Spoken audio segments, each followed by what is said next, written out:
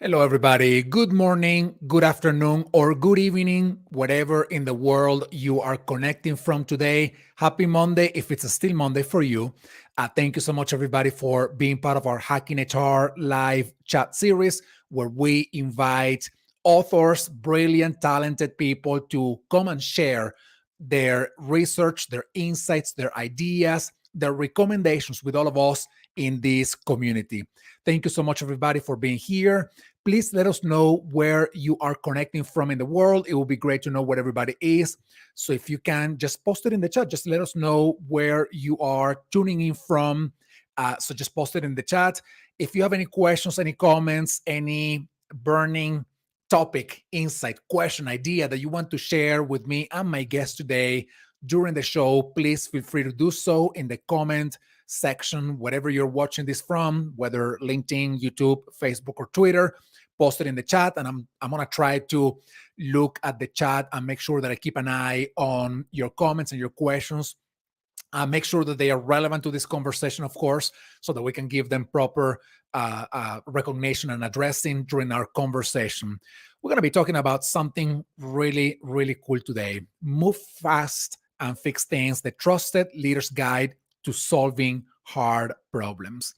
And I am very excited about this conversation because as I was reading the book that we're going to be talking about today, I realized some of the very misconceptions that I have about the relationship between trying to fix something quick, trying to work with speed versus excellence, quality, people, and how all these elements come together when you are trying to solve hard problems. And I am hoping that in this conversation, I can get some of my own misconceptions responded and addressed. And at the same time, I am hoping that you ask your questions about the topics that we're going to be talking about today, and you also get some good insights about that. So we are going to be talking about Move Fast and Fix Things, the Trusted Leader's Guide to Solving Hard Problems. And I am super excited to welcome Anne to the stage with me. Hello, Anne. Good morning. How are you? Good morning, Enrique. I'm great. I'm thrilled to be in this conversation with you today.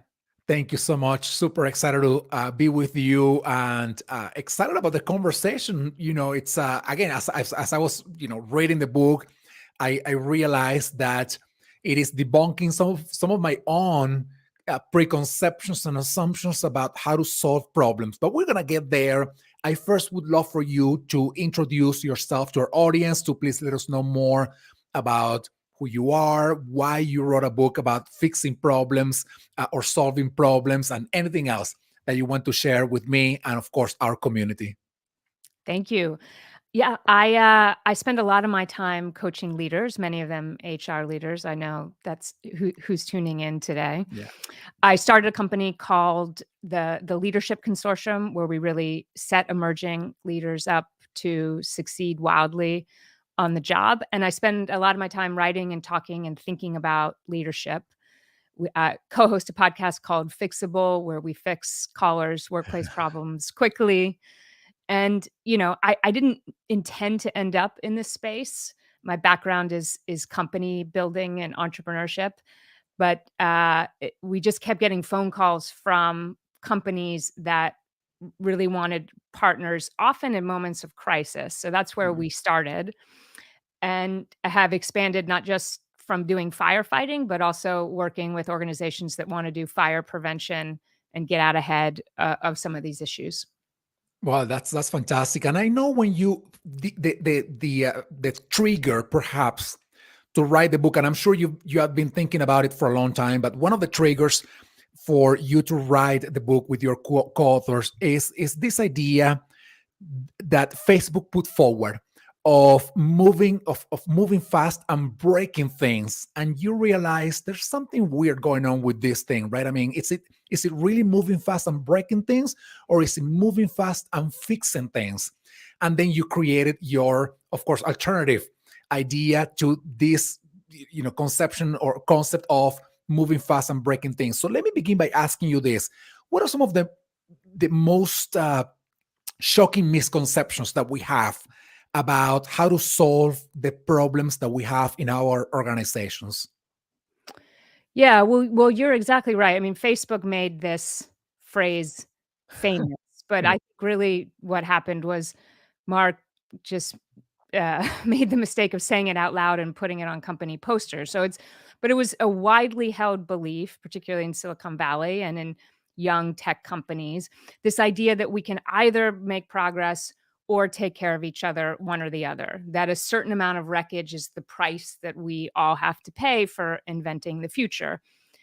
And that worldview just didn't line up with what we were seeing.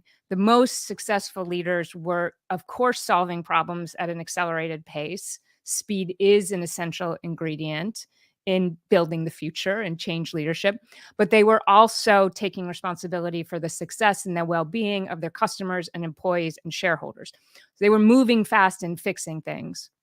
And so I'm not sure I'm gonna hit the bar of shocking, that you put out there for me, but it was definitely a pattern that was really strong and held across industry after industry, and we just wanted to complicate the story and give people an alternative and permission to fix things as they go, because there's a lot of pressure, particularly on companies that are trying to get their footing, this idea of growth at all costs. And collateral damage is not just okay, but it's again the price that we all have to pay. And that just wasn't lining up with our experience of reality. How do you balance the fixing things in an organization with taking care of the people, or making sure that the well-being and the wellness of your people continue to be, I don't know if top of mind, but at least something that you don't disregard and neglect as you're trying to fix things? And we, since over the past 3 years, since the pandemic, but then last year with this idea of recession, which never happened, uh, the fixing of the problems that we were dealing with in organizations meant hurting people. We hurt people so much over the past couple of years, even after all they did for their organizations in the previous 2 years since the beginning of the pandemic. So, how can we solve things while simultaneously caring for the people? Yeah, well, what we see in most, I mean, even with this idea of move fast and break things, uh, really kind of seeping into our consciousness, what we see in most organizations is that they're not moving fast enough to Mm. solve their most important problems. So that was another one of our core observations. And essentially, we in our book, Move Fast and Fix Things, we give people a playbook for fixing problems quickly. But I'll give you the headline right now. The book comes out on October 3rd. If you don't want to wait, here's the punchline, is that you have to earn the right to move fast. So the companies and organizations and leaders that were really getting speed right, it turned out they were investing a lot of energy into building and rebuilding trust as they Mm, went with their employees and their colleagues and their customers. And yes, their investors and their shareholders too. They were really investing in cultivating and strengthening those relationships. And when they did it that way, the payoff for all of that hard work is that they could really move fast and really move at the speed that their problems required. So again, we really wanted to challenge these assumptions that it has to be one or the other. I mean, we are the theme of Wednesday, we give you an agenda for each day of the week. The theme of Wednesday is inclusion. And the way that we talk about inclusion as a world right now is that it's either this like moral investment we have to make that's going to be cumbersome and slow everything down, you know, or we can ignore it and sprint. And in fact, again, when you really look into this with some kind of rigor, like all of the data lines up behind the story that inclusion helps you win. And yeah. somehow that has gotten forgotten or complicated as this issue has been, we would argue, politicized from a business standpoint in a way that just is distorting the reality of this incredible asset. When anyone can show up in your organization and contribute all of what they've got to your mission, that's a huge advantage. And so again, part of what we want to do is to invite people to have a conversation about reality, not about the assumptions that we're making about these really critical issues. Absolutely, and I love the punchline that you just shared with the audience, and I'm hoping that everybody goes and get their copy of your book, Move Fast and Fix Things. But I love the punchline. You have to earn the right to move fast, and you said that the way you earn that right is by building and rebuilding trust. But then you look at research about trust in the workplace, trust in business leaders, and it's at an all-time low. And it Yeah. seems that this year's at an all-time low, and next year's going to be at another low-time low, a high time, of distrust, in the work in leaders and business leaders.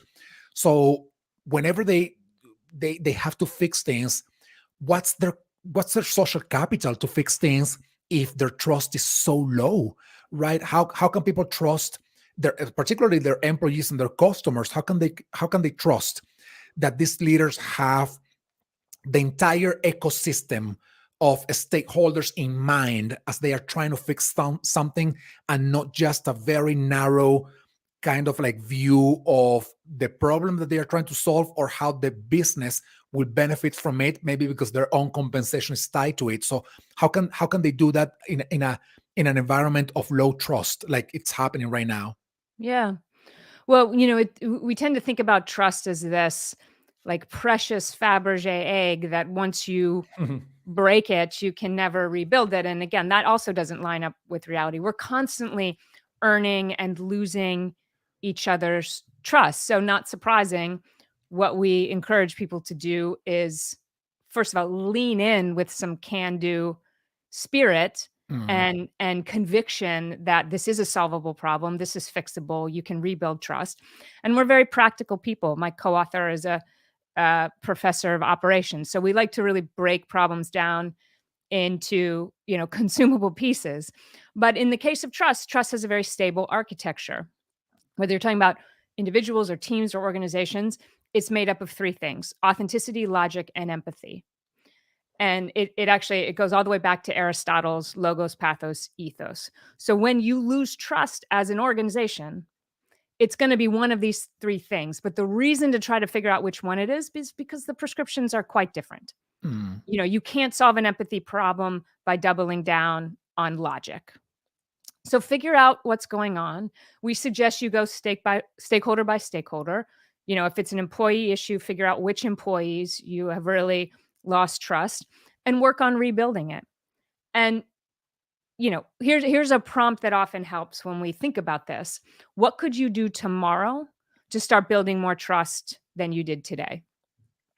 One team we were working with, they decided to stop texting each other about each other in the middle of meetings. Like Wow. it went, this, by the way, this is like a wildly common behavior in a couple of industries, including tech. So even that small piece, so that was an empathy issue. Clearly, if you're texting about each other in the meeting, you're not thinking about the impact on the other people in the room. So that was super fixable. And that's what we Yeah. find when we really roll up our sleeves and dig in to these trust issues. There is a path forward, and the wisdom to find that path often exists in the group, but you got to be willing to have some hard conversations and sometimes, discuss the so-called undiscussable in order to make progress. And we say, listen, just create a good enough plan. Create a good enough plan to rebuild trust and start executing that plan and building up some momentum. By Yeah. the way, a good enough plan is distinct from a perfect plan, Yeah. which is an elusive, fantastical creature that has never actually been spotted in the wild. So just come up with something and get started. And even the act of being in motion can start to rebuild trust. Because one of the reasons there's a lot of cynicism in organizations today is that people aren't moving and taking action to address our biggest problems. And that's the root of many people's frustrations. It's not that you have to get it right on the first time. It's that you have to get into the organizational sandbox and start to play.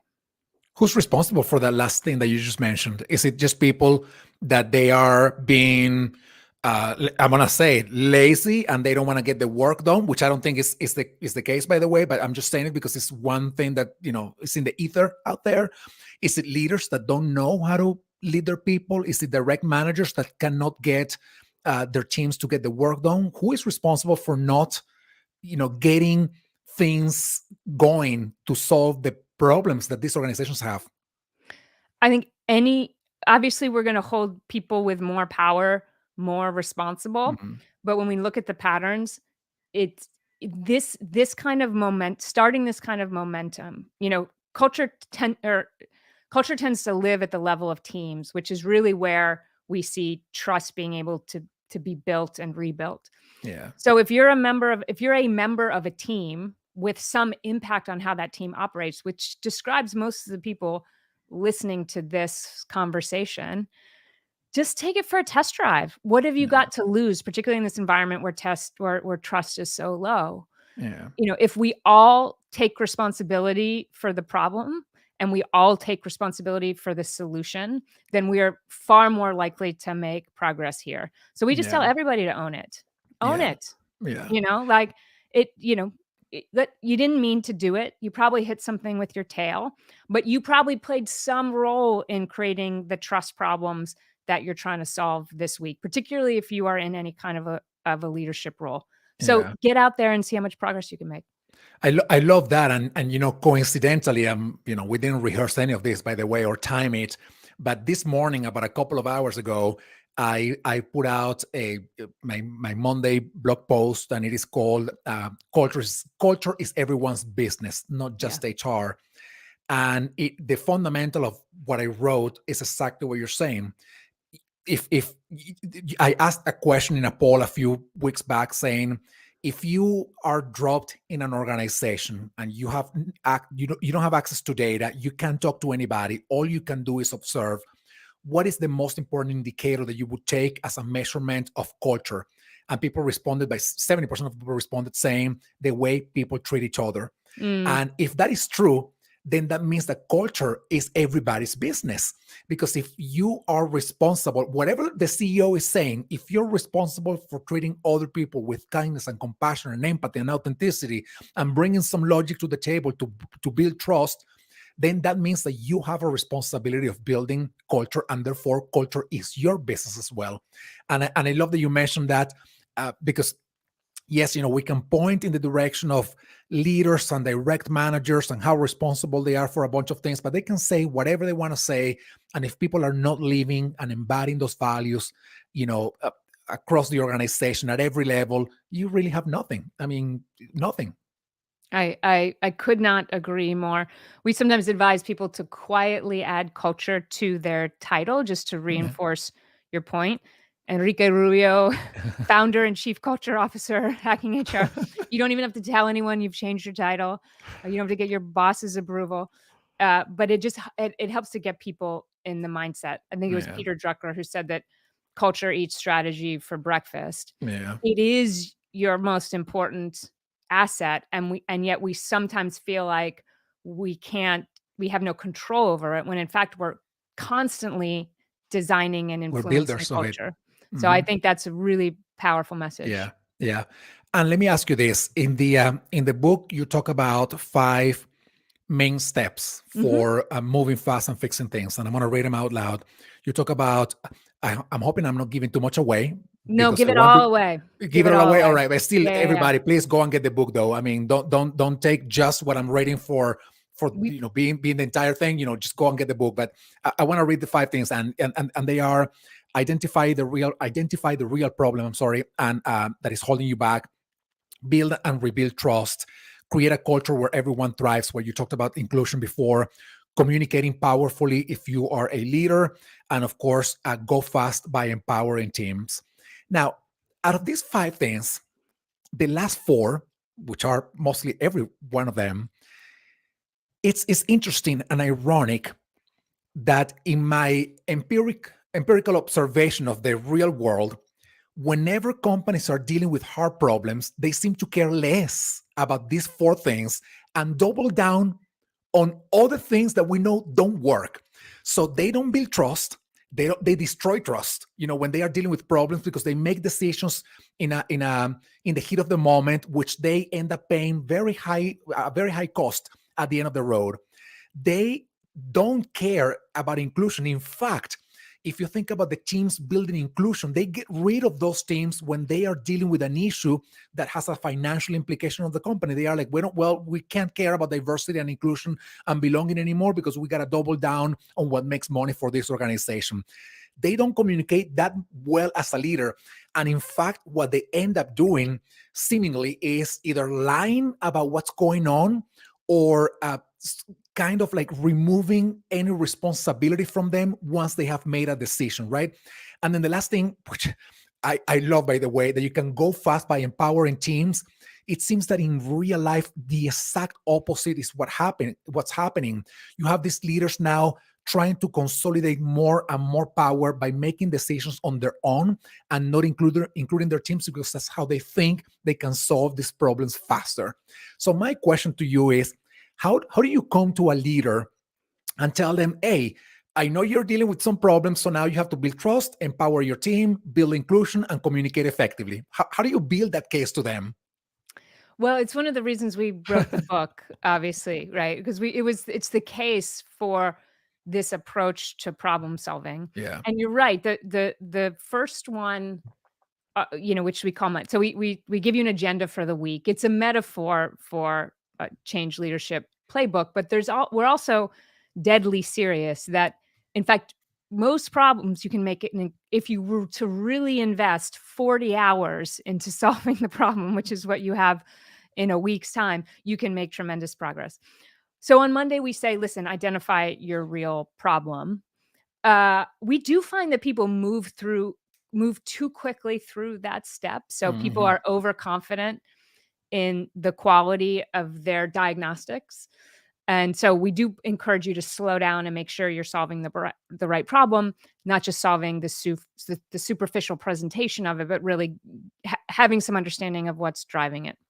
So once you have some confidence, we then want you to really kind of get into this trust sandbox on Tuesday. Sometimes we call it sandbox day, to get into the sandbox and start to play around and really solve for learning and not for solving to try to get it right on the first time. So we did a lot of work with Uber at one point when it was going through its very public crisis in leadership. we just went systematically thought about stakeholder by stakeholder. So at one point, drivers were quite frustrated in this gig economy. They wanted to feed their families like any other employee. They wanted to be able to do this work with dignity. And so the company started running some smart experiments, adding tipping functionality, dealing with the safety issue, making sure that someone driving had the tools if they were getting nervous about being in an enclosed vehicle, that they had some options and that the company had their back. So that, and it was that kind of momentum that began to rebuild trust with drivers, which is a critically important stakeholder. And then they went to riders, and then they went to employees, and then they went to, investors who were wondering, well, how is this business model going to work? Yeah. We've given you the benefit of the doubt, like so many tech companies, you got the growth right, but now how are we going to get to profitability? And they were able to answer that question. So you really want to be in motion. Then you get to Wednesday. We call Wednesday Make New Friends Day. And you can also call it Think Different Day. But the research is really, really clear that whatever problem you're trying to solve this week, you're going to be better at solving it with people who don't already think like you do. And people have heard this before, but when you think about it in the context of solving problems, the power of that really surfaces. And where I'm getting at with all of these, Enrique, to your question, is we really have to make the case. We have to make the case to each other that there's going to be a payoff here, and it's a logical and smart pathway to follow. And that really does get you to Thursday, which is about telling a good story. As human beings, we need stories to make sense of change. We need stories to find our place in the script of it, and we need stories to activate all the other people who are going to help us with the change. So you got to tell us, you got to give us a really powerful why, and a vivid description of the future. When Enrico's story becomes my reality, what's that going to feel like for me?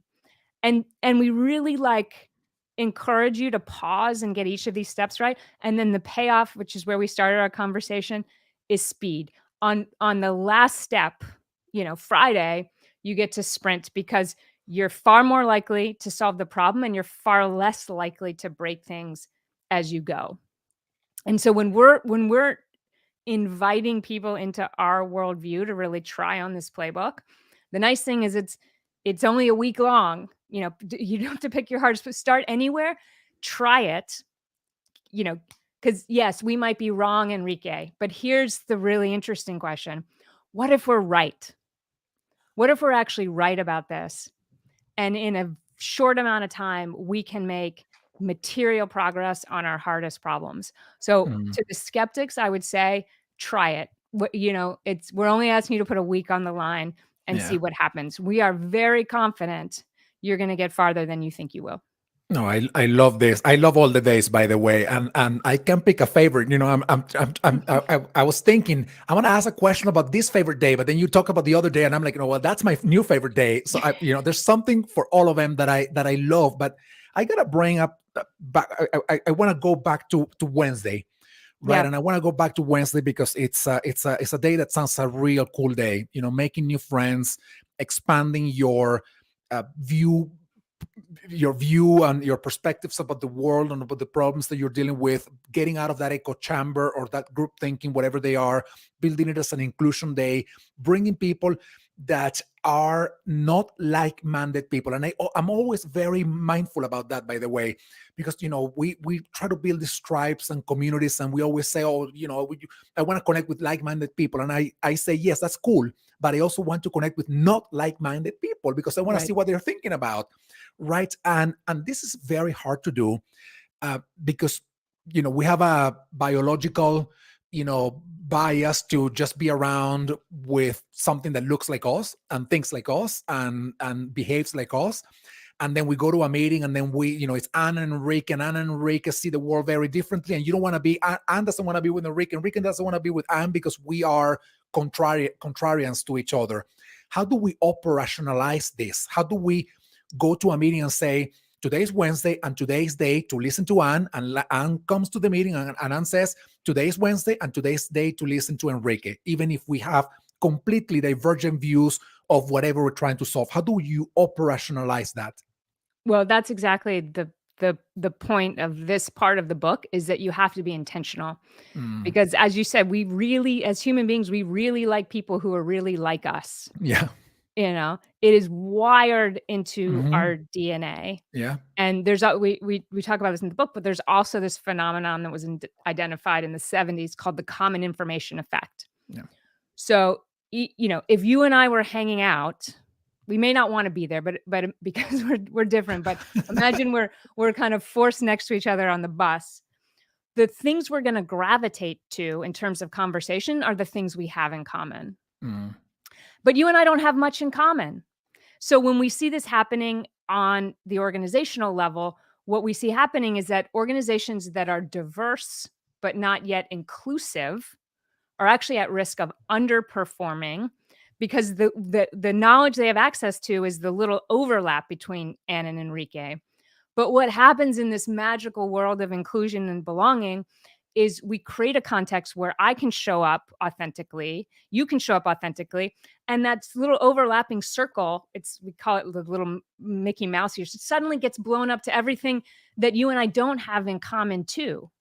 And that's why it's such a competitive advantage is that if we can get this right, then our people bring different perspectives into the office, but they are also willing to share those perspectives and that unique information.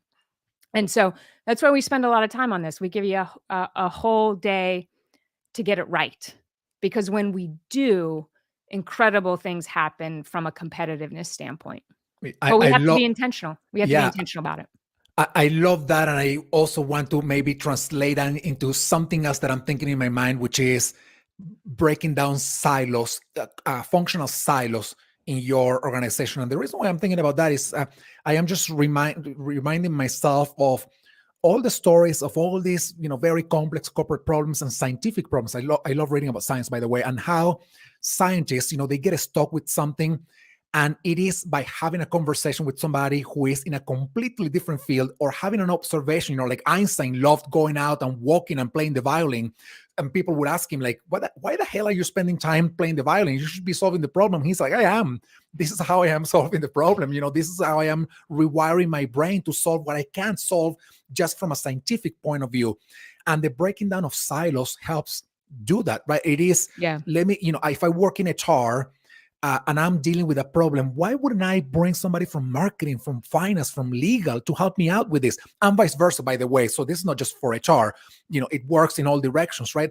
Why wouldn't you bring them, together with you to help you out, see, even if not solve the problem, at least see a different perspective, something that can expand your ideas, your mind about something, and therefore give you more data points, more information so that you can be better prepared to solve whatever it is. So any thoughts on that idea of breaking that down silos on Wednesdays or any other day of the week? Oh, I mean, I think it's essential. That's why we sometimes call this Think Different Day because Yeah. we're not talking about a an overly simplified view of diversity here, where you and I are different genders, and uh, we're talking about really bringing in people who think about the world differently from you, and sometimes those demographic differences are useful proxies for Mm, thinking about the world different. You and I have moved through the world in material different ways because you're a man and I'm a woman, but we're talking about the whole category of difference. And so I love the example of bringing in HR, partnering, with your product team on an HR problem. mhm, When we're coaching individuals through the idea of this playbook, we really just say, listen, okay, Tuesday you came up with a good enough plan. Now just go brainstorm. Go describe your plan to someone else who just had a materially different life experience than you did. And it may just be going to another floor, or it may be talking, if you've been at the company for a decade, it may be talking to someone who showed up last week. It could be a generational difference. yeah. What we can guarantee is at the end of the conversation, your plan is going to be better. You're going to have a different insight. You're going to have a thought that starts germinating. And then the more you do it, the better it gets. Yeah. And we really, because our propensity as humans is not to do this, we're really just pushing you to be intentionally Yeah. uncomfortable and go talk to Mm, somebody else who wasn't at the table. Sometimes we ask people to say, okay, think about the people you brought into the room to solve the problem. Who's missing? mm, Particularly the stakeholders who are invested in that problem. In yeah. academia, my co-author is in academia, and the number of rooms where senior faculty members are trying to solve problems for junior faculty members, and there's no junior faculty member in the room, is like astonishing. And that's happening in organizations everywhere. Yeah, it's like there's this meme of a conference room with full of dogs, and the caption is, "We're talking about cats healthcare." Yeah. Yeah, exactly. There are no cats in there. It's just dogs, right? I mean, and then that's why I was asking you before that I love the 5 steps and all of them, but it seems that very often, just because of human nature, because we think it's easier or better, we double down on closing the door and leaving inside only the people that look, think, behave, and are the same, or are part of the same kind of like ecosystem, right? I mean, we have an HR problem, let's bring just HR people. We have a sales problem, let's just bring salespeople, right? And then we forget that even if it's, I love that you said, if it's uncomfortable, we are making an intentional effort to be uncomfortable for a little bit of time so that we can get an extra perspective about something, and that can help us inform what we're doing, maybe in a completely different direction or with extra data points that we didn't have access to before. And I think that is just so powerful. It's so powerful. When we were at Uber, it's reminding me of a meeting when we were at Uber, which is now, almost a decade ago, but um, there was a meeting on the calendar that said safety. It was like driver and rider safety, and so, like, everyone piled in the room, and, my co-author was part of this meeting, and about 20 minutes in, she realized that half of the room was talking about, like, car accidents, and then the other half of the room was talking about the risk of physical assault in the car, and they didn't even realize, uh that disconnect for about 15 or 20 minutes into the conversation. And gender explained the difference, Yeah. because I mean, even this word safety meant something so completely different depending on your life experience. So it was a version of that is happening everywhere. Now they got to a really great place, but it couldn't have, I mean, those were both of those things were issues, right? Yeah. But if you had divided up that room and left anyone out, you wouldn't have gotten to the right answer. Yeah, yeah, absolutely. And as we're getting closer to the end of our conversation, I want to once again, of course, thank you for being here with me and our community and sharing all your insights about the book, Move Fast and Fix Things. Everybody, please, step number one for this conversation is go to get the book, which is going to be available in next week, by the way. It's Yes, but we love pre-orders Yeah, because it pre-orders helps are the always publisher good. know that the people want it. So, Yeah, yeah. Please, pre-orders are our love language right now. Yes. please do that. Please go and get your copy of Move Fast and Fix Things, the trusted leader's guide to solving hard problems. And my last question for you is, our community is mostly HR people, leaders and practitioners.